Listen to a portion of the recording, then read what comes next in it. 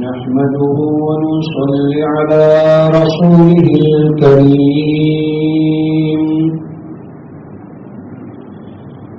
أما بعد فأعوذ بالله من الشيطان الرجيم بسم الله الرحمن الرحيم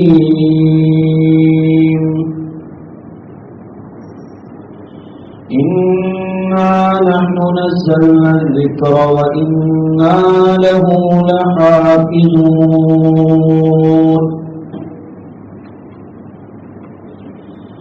وقال رسول الله صلى الله عليه وسلم لن تضلوا بعدي إذا تمسكتم كتاب الله صدق الله مولانا العظيم وصدق رسوله النبي الأمي الكريم اللهم صل على سيدنا مولانا محمد وبارك وسلم تسليما كثيرا كثيرا.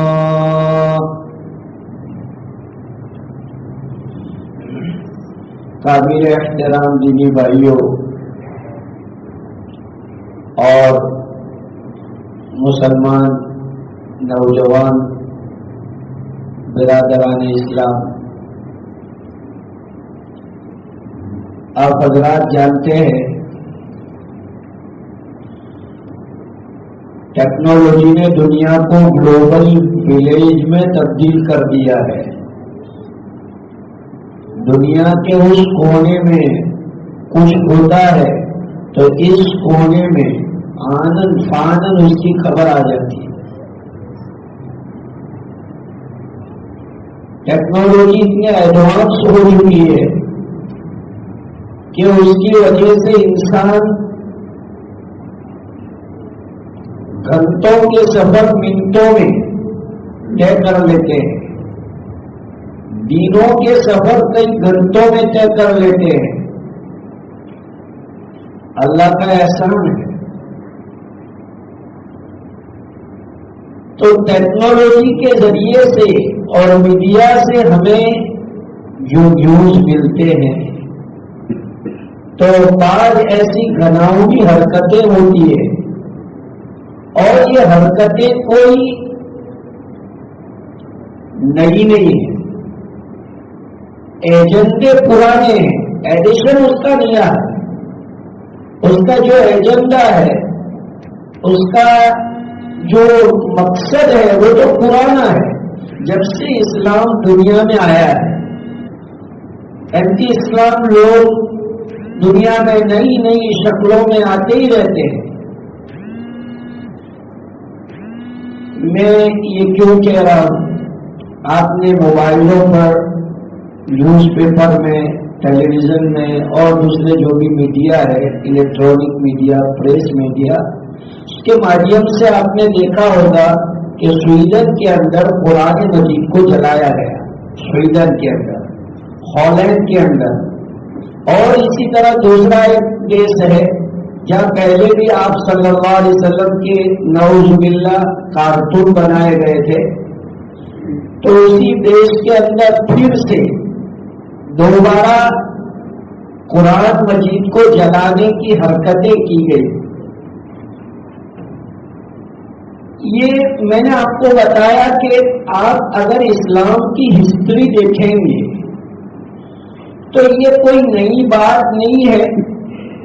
اسلام ورودھی طاقتیں جب ان کا بس نہیں چلتا تو ایسا چھچھوڑاپن اور ایسا گناؤنا، میں دعوے کے ساتھ کہتا ہوں، چیلنج کے ساتھ کہتا ہوں، کوئی بھی پادری، کوئی بھی پوپ بتا رہے کہ کسی مسلم نے کبھی کسی بائبل کو جلایا ہو، کسی مسلم نے کبھی انجیل، زبور نامی کتابوں کو جلایا ہو، ایون وہ تو آسمانی کتاب ہے جس پر ہمارا ایمان ہے، لیکن گیتا نامی جو کتاب، جو ہندوؤں کی ریسپیکٹڈ کتاب ہے، گیتا ہے، تو کیا منوسمرتیاں ان کی جو ہے، ان کے جو وید ہے، آپ ایک ایگزامپل ایسا بتاؤ کہ کبھی کسی مسلم نے اس کو جلایا ہو، کسی مسلم نے کبھی اس کی بے عزتی کی ہو؟ آج تک نہیں، کوئی ایسا آپ ایگزامپل پیش نہیں کر سکتے۔ کیوں؟ اس لیے کہ میرے آپ کے رب نے، میرے آپ کے نبی نے ہمیں یہ سکھایا ہے، لکم دینکم ولی دین، تمہارے لیے تمہارا دین ہے، ان کے لیے ان کا دین ہے۔ ایک آپ مشورے کے ذریعے سے، تبلیغ کے ذریعے سے ان کو صحیح بات بتا سکتے ہیں رولز میں رہ کے، باقی یہ کہ کوئی زبردستی کسی پر دین کے معاملے میں نہیں ہے۔ ایز یو لائک، آپ کے سامنے دو راستے ہیں، آپ چاہے اس کو چوائس کریں، چاہے آپ اس کو چوائس کریں، یہ آپ کی پسند ہے۔ کبھی بھی اسلام نے یہ نہیں سکھایا کہ دوسرے مذہب کے لوگوں کو تم گالیاں دو، ان کے پروجوں کو اور ان کے جو بڑے دھرم گرو ہیں ان کے دھرم گرو کی تم بے عزتی کرو، ایسا قرآن نے، نہ حدیث نے، نہ صحابہ نے نہیں سکھایا۔ قرآن کے ساتھ یہ واقعات دن بدن ہو رہے ہیں۔ کبھی جو ہے حضور علیہ السلام کے متعلق غلط کمنٹ ہوتی ہے، غلط اسٹیٹمنٹ ہوتا ہے، سوشل میڈیا کے اوپر بہت سی ایسی باتیں آتی ہے۔ بزرگوں اور بھائیوں، جب تک دنیا رہے گی ایسا ہوتا ہی رہے گا، لیکن اللہ نے اسلام میں وہ لچک دی ہے کہ جتنا اس کو دباؤ گے اتنا وہ ابھرے گا۔ یہ تو اسپرنگ ہے، اس کو دباؤ تو یہ اوپر آئے گی۔ چنانچہ ابھی قطر کے اندر فٹ بال کا میچ ہوا تھا، اور قطر والوں نے اس فٹ بال کے میچ کی جو اوپننگ، اس ٹورنامنٹ کی جو اوپننگ کی تھی، ایک البیلے انداز میں جو ہے قرآن مجید کی تلاوت، اور جو ہے ڈاکٹر ذاکر نائک آئے اور انہوں نے ایک اسلامک لیکچر دیا، اور تو اس کی وجہ سے کئی فیملیاں کنورٹ ہوئی۔ اب یہ چیزیں ان کو ہضم نہیں ہوئی، اور اس کے لیے ریئیکشن کے طور پر انہوں نے جو ہے یہ نازیبا حرکتیں کی کہ قرآن جلایا۔ بزرگوں اور بھائیوں، بات تو میرا آپ کے لیے ادنا ایمان والے کے لیے دکھ جنک ہے، ہم ہر ایک اس پر غمگین ہیں، لیکن میں یہ کہتا ہوں کہ اتنا زیادہ غمگین ہونے کی ضرورت نہیں۔ کیوں؟ تم کیا کتنے قرآن جلاؤ، تمہارے اندر کتنی طاقت ہے، اپنی ساری طاقتیں خرچ کر ڈالو، لیکن میرے آپ کے بچوں کے سینے میں جو قرآن ہے اس کو کون جلائے گا؟ میرے سینے میں جو قرآن ہے کوئی مائکا لالا کے اس کو جلا سکتا ہے؟ ایسے کروڑوں حافظ قرآن انسائکلوپیڈیا اور بریٹانیکا کے اندر اس کے ریکارڈ ہے، اس کے ریکارڈ ہے۔ 8-10 گھنٹے میں ایک بیٹھک میں پورا قرآن الحمد سے والناس تک سنانے والے حافظ قرآن اس دنیا میں اس زمانے میں اویلیبل ہے۔ اب بھی پہلے زمانے کی میں بات نہیں کر رہا، اب بھی کی میں لیٹسٹ بات کر رہا ہوں کہ 10 گھنٹے کے اندر صبح سے لے کر شام تک الحمد سے لے کر کے والناس تک پورا قرآن 8-10 استادوں کی نگرانی میں ایک بچہ سناتا ہے۔ بہت تو دو اس کی مسٹیک ہوتی ہے کہ 3 مسٹیک ہوتی ہے کہ 4 مسٹیک ہوتی ہے، اس سے زیادہ نہیں ہوتی۔ تو الحمدللہ اس کی حفاظت کی گارنٹی اللہ نے لی ہے، اس کا نظام اللہ نے بنایا ہے، اس کا سسٹم اللہ نے بنایا ہے کہ اس کا پروٹیکشن کیسے کرنے کا وہ قرآن میں اللہ نے بتا دیا ہے، اِنَّا نَحْنُ نَزَّلْنَا الذِّكْرَ وَإِنَّا لَهُ لَحَافِظُونَ۔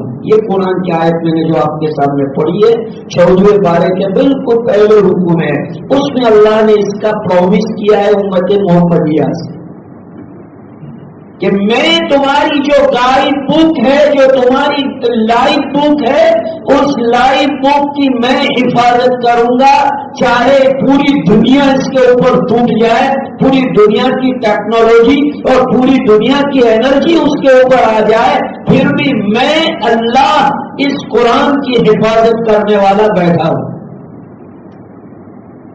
چنانچہ قرآن کی حفاظت کا اللہ نے کیسا انتظام کیا ہے؟ ایک بہت بڑا مولانا یا بہت بڑے مفتی صاحب تراویح پڑھا رہے ہیں اور اگر ایک زبر اور زیر بھی وہ رونگ پڑھ دے، زبر اور ایک زیر بھی رونگ پڑھ دے تو فوراً پیچھے سے ایک چھوٹا بچہ بھی لقمہ دے گا جو حافظ ہوگا، وہ ایسا نہیں سمجھے گا کہ بھائی مفتی صاحب کہہ رہے ہیں میری انسلٹ کر رہے ہو، وہ ایسا نہیں سمجھے گا کہ میری انسلٹ کر دیا، اتنی ساری بڑی مسجد میں تم نے میری غلطی نکالی۔ وہ سمجھتا ہے کہ بھائی اٹ از مائی ریسپانسبلٹی کہ صحیح قرآن سننا، صحیح قرآن سنانا یہ مسلمانوں کی ذمہ داری ہے۔ تو کوئی حافظ قرآن موجود ہو اور غلطی ہو تو اس غلطی کا وہ حکمہ فوراً دیتا ہے، بڑے سے بڑا آدمی تلاوت کر رہا ہو لیکن قرآن کی آیت غلط پڑھ رہا ہو تو وہ اس کو ٹوک دیتا ہے کہ بھائی تم نے قرآن کی آیت یہ غلط پڑھی ہے۔ ایسا نہیں ہے، یہ ہے حفاظت کا انتظام جو اللہ نے کیا ہے۔ اللہ پاک نے قرآن مجید کی ایک ایک چیز کے حفاظت کا وعدہ قرآن میں کیا ہے۔ اللہ فرماتے ہیں 24ویں پارے کے بالکل اینڈ رکوع کے اندر ہے، لا یاتیہ الباطل من بین یدیہ ولا من خلفہ تنزیل من حکیم حمید۔ اللہ کا قرآن فرماتا ہے کہ مسلمانوں یقین رکھو تمہارے رب کے اوپر کہ باطل طاقت ہے نہ اس کے آگے سے آ سکتی ہے نہ اس کے پیچھے سے آ سکتی ہے۔ اللہ رب العزت نے اپنی طاقت کے ذریعے سے اس کی حفاظت کا انتظام 7 آسمانوں کے اوپر سے کیا ہے اور قیامت تک اللہ تعالیٰ اپنے قرآن کی حفاظت خود کریں گے۔ جی اللہ قرآن میں فرماتے یریدون لیطفئوا نور اللہ بافواہہم، یریدون لیطفئوا نور اللہ بافواہہم، وہ چاہتے ہیں کہ اللہ کے نور کو اپنی زبان اور اپنے منہ کے پھوکوں سے مٹا دے۔ وَيَأْبَى اللَّهُ إِلَّا أَن يُتِمَّ نُورَهُ، اور اللہ نے وعدہ کیا ہے کہ اللہ اپنے نور کو مکمل کر کے رہے گا۔ وَلَوْ كَرِهَ الْمُشْرِكُونَ، چاہے یہ ان کو ناپسند گزرے۔ یہ اللہ پاک کے وعدے ہیں قرآن میں۔ بس اب مختصر یہ کہ ایسا کیوں کرتے ہیں؟ دنیا میں صرف مسلم کا وروध کیوں؟ اسلام کا وروध کیوں؟ بزرگوں اور بھائیوں، دنیا میں مذہب ریئل ہے ہی اسلام۔ ایک طرف قیمتی ہیرا اور دوسری طرف پتھر اور ایک آدمی کو کہا جائے کہ بھائی تم یہ اٹھاؤ تو آدمی کیا اٹھائے گا؟ کیونکہ ہیرے کوئی اٹھائے گا نہیں۔ یہ بات یہاں پر ہے، کوئی چور اگر کسی چور دکان میں جائے اور اسے جو ہے ایک جگہ پر کوئی ایسی چیز جو بالکل ڈپلیکیٹ ہے اور دوسری ایسی چیز جو اوریجنل ہے اور اس کی قیمت بھی مارکیٹ میں بہت ہے، تو دونوں میں سے کون سی چیز لے گا؟ وہ جو زیادہ قیمت والی چیز ہے اور اوریجنل ہے اسی کو وہ لے گا۔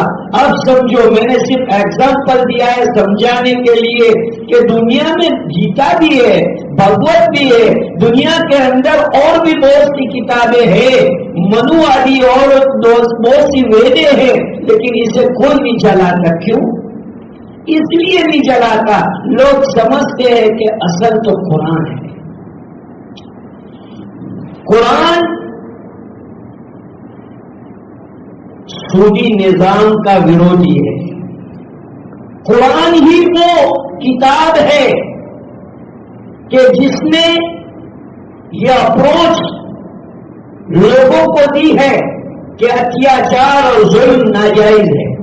ہیومینٹی کی بات کرنے والا خود قرآن ہے.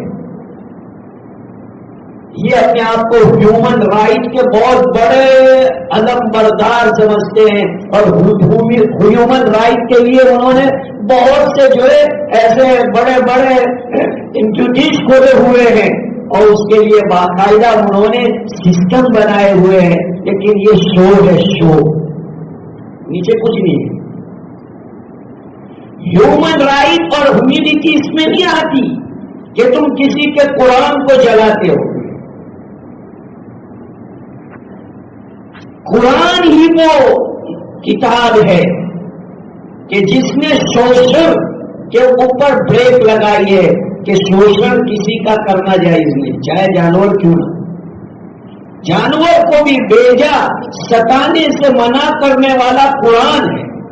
یتیم کے مال کو ناجائز کھانے سے روکنے والا قرآن ہے. جتنی چیزیں جو مغربی ویسٹرن کلچر میں جو ان کے من کو اچھی لگتی ہے اس کو انکار کرنے والا قرآن ہے. اس لیے یہ اینٹی قرآن بنے ہوئے کہ یہ کتاب ہی بہت ڈینجر ہے. ایک جو ہے مسلم نوجوان کی وائف تھی، وائف جو انڈیا سے گیا اور اس کا جو سے پیار ہو گیا تھا. تو بعض کنٹریوں میں ایسا ہوتا رہتا ہے. تو جو ہے وہ لڑکی نے اپنے پوپ کو ایک مرتبہ یہ کتاب دیکھا ہے اور کہا میرا ہسبینڈ روزانہ آتا ہے، اس کو چھوٹتا چاہتا ہے اور میرے بجائے اس سے پیار کرتا ہے. تو یہ ہے کیا؟ اس جو کرسچین لڑکی تھی، اس کرسچین لیڈی نے اپنے پوپ کے پاس جا کر کے اس کو پوچھا تو وہ کس دن یہ ہے کیا چیز کہ اس کو میرا ہسبینڈ آتا ہے تو پہلے آفس سے آتا ہے، وضو کرتا ہے، اس کو چھوٹتا ہے، گلے سے لگاتا ہے. تو وہ بوٹ نے کہا یہی تو چیز ہے. اور اس نے کہا کہ یہ تیرے گھر میں رہے گا تو تیرا اور اس کا کبھی نہیں بنے گا، اس کو نکال دے دو. پھر وہ آئی اور اس نے کہا کہ بھائی فیصلہ کرو، یا تو یہ رہے گا یا میں نہیں رہوں گی، آپ دونوں میں سے کوئی ایک رہے گا. یہ پورا ایک لمبا قصہ ہے. میں صرف آپ کو اتنا سنا رہا ہوں کہ ان کے جو پادری ہیں وہ بھی ان کی پبلک کو بتلاتے ہیں کہ قرآن ایک ڈینجر کتاب ہے، یعنی ان کی لینگویج میں ڈینجر کتاب ہے ان کے لیے.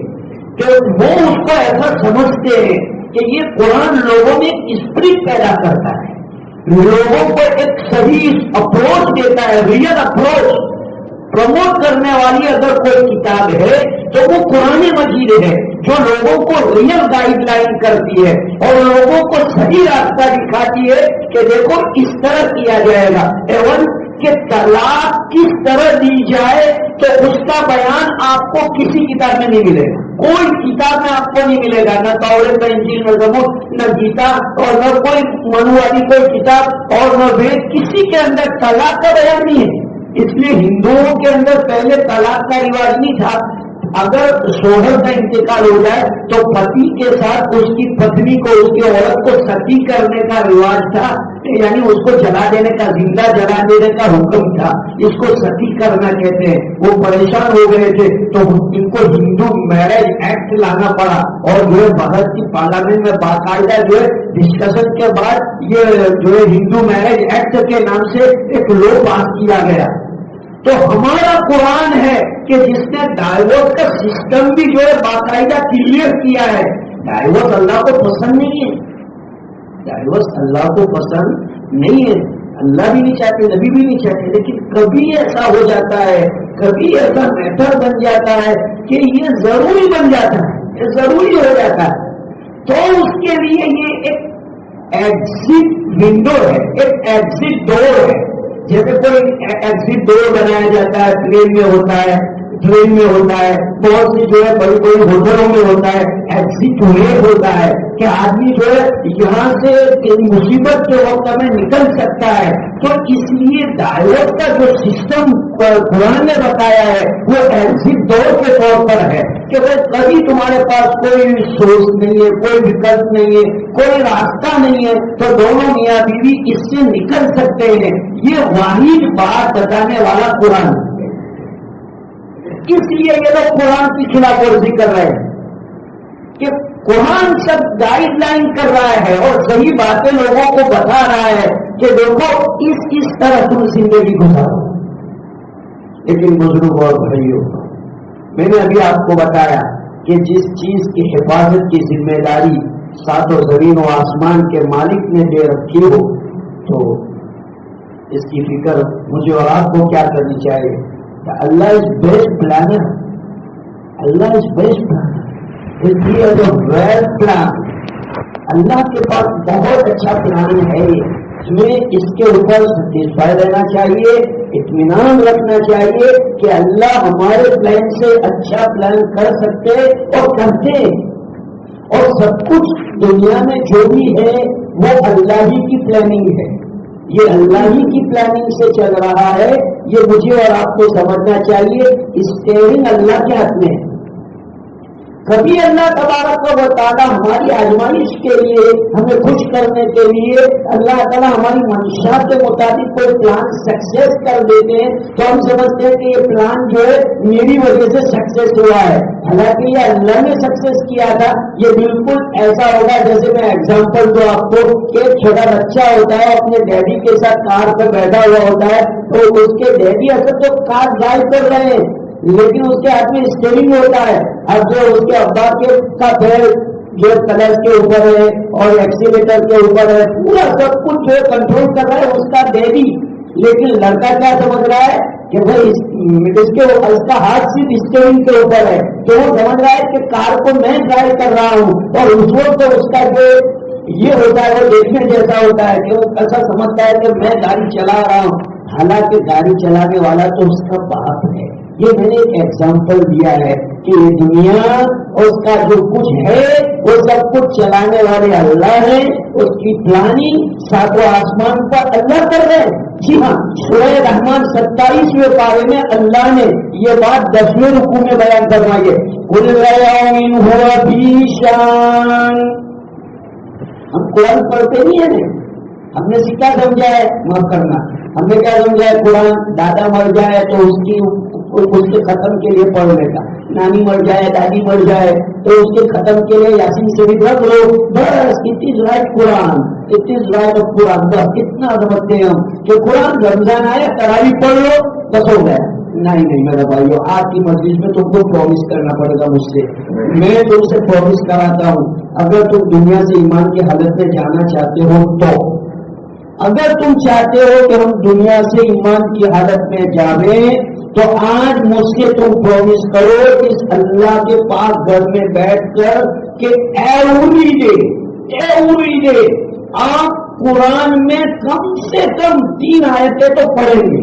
چاہے کچھ بھی آپ کی مجبوری آ جائے، کچھ بھی مجبوری آ جائے، کوئی بھی میٹر ہو جائے، لیکن آپ یہ نیت کرو، آپ سے سب جتنے بیٹھے اور نوجوان طبقہ خاص وہ اس کی نیت کرے کہ انشاءاللہ ہم، جس کو پڑھنا نہیں آتا وہ میری بات سنے غور سے، جس کو پڑھنا نہیں آتا وہ بہانہ نہیں بنائے کہ مجھے پڑھنا نہیں آتا، قرآن کھول کے بیٹھے اور اس کے اوپر انگلی گھما دے، بس صرف 3 آیتوں پر انگلی گھما دینا اور یہ بس کہ اللہ یہ سب کچھ سچا ہے، اتنا آپ کام کر دینا، انشاءاللہ آپ دنیا سے ایمان کی حالت میں جائیں گے. یہ میں نے آپ کو ایک بہت نارملی جو ہے نسخہ بتلایا ہے، بہت نارملی چیز ہے. اس کو آپ، اور آج تو ٹیکنیکلی زمانہ ہے، آج تو ماشاءاللہ ہر ایک کے جیب میں جو ہے اینڈرائڈ فون ہے اور فون کے اندر، موبائل کے اندر آپ قرآن مجید رکھ سکتے ہیں مسئلے کے اعتبار سے.